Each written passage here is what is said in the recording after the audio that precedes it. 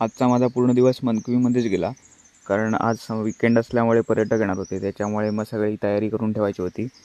त्यामुळे मग सगळी आवराआवरी, मग टेंट वगैरे लावून ठेवले. कारण संध्याकाळी 4-5च्या आसपास पर्यटक येणार होते.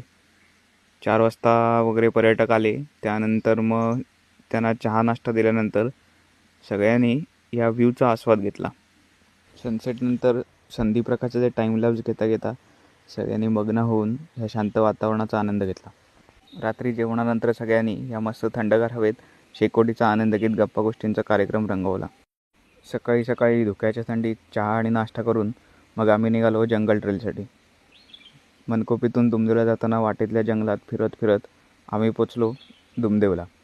तिथेही कोकमाची झाडं, त्याला लागलेली हिरवी कोकमं, दालचिनी आणि बिब्याची झाडं असं सगळं दाखवून आम्ही पोचलो दुमदेवला या गणपती देवळात.